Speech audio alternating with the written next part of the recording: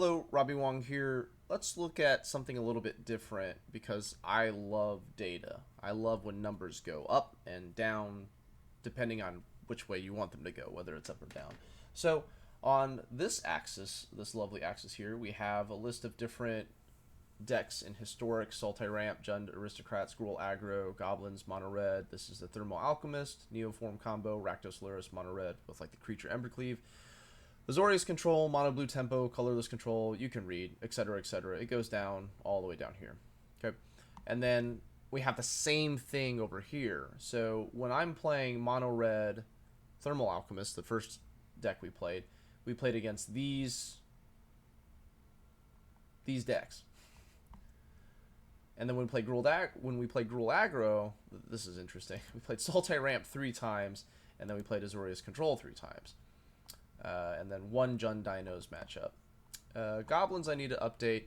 This has been the most interesting. I've been playing off stream a ton, and this mono blue tempo is kind of my go-to. It's my drug, and you see these high points here with this 5 reps for Sultai Ramp, 6 reps for Gruul Aggro.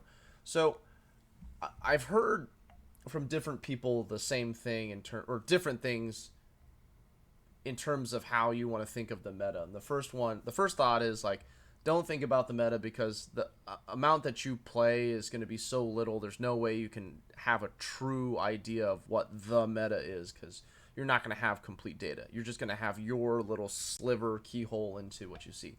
On the other hand, when I look at something like this, I can start to see the trends that pop up for our current couple of weeks going into the December, and we can see all the way over here, we've got these totals where we have played Sultai Ramp the most, and then Gruul Aggro. There are some real clear front runners. Sultai Ramp, Gruul Aggro, Azorius Control, Colorless Control.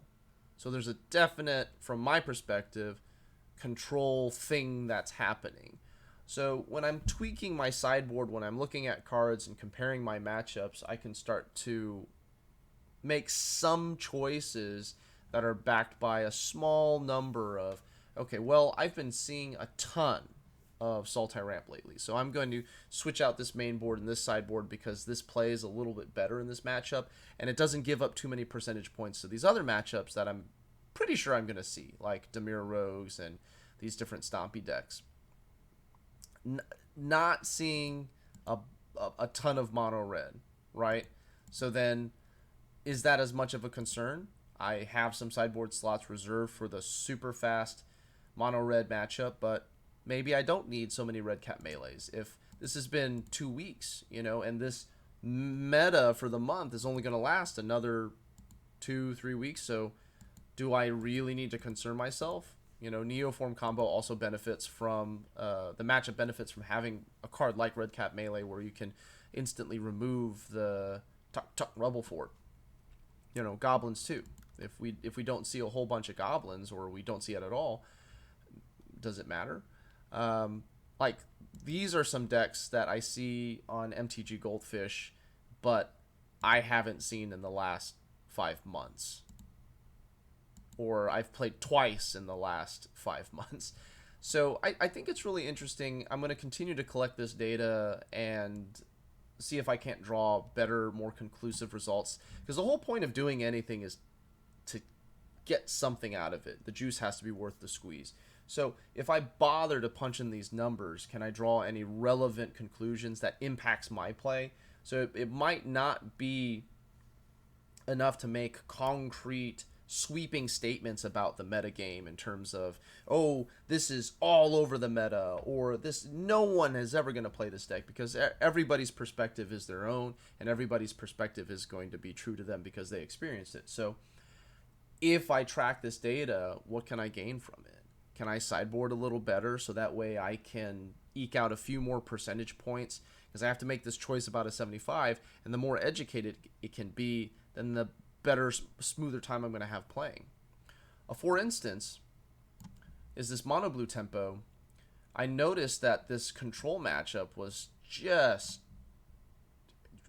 crazy number of control matchups versus the other archetypes.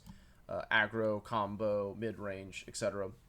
So I had dive downs and I had some spell pierces, and they both sort of fulfill the same role. It's a 1 mana disruption, but neither is strictly better than the other. Let's look at dive down.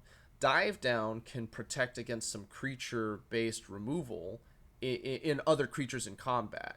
So dive down can be better than the other card in that one instance. But we can spell pierce a planeswalker, and it feels real good when you spell pierce a planeswalker, especially a Nissa, and dive down can't do that.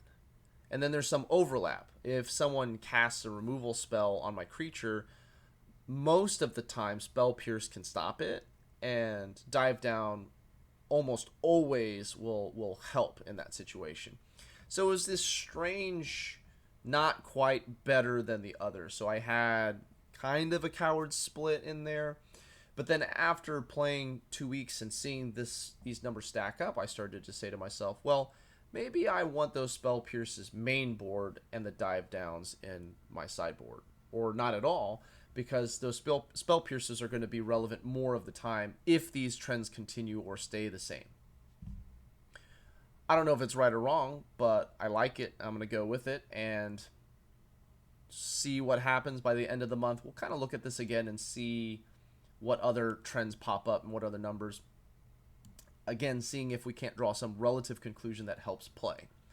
Should you do this? If you like numbers, sure.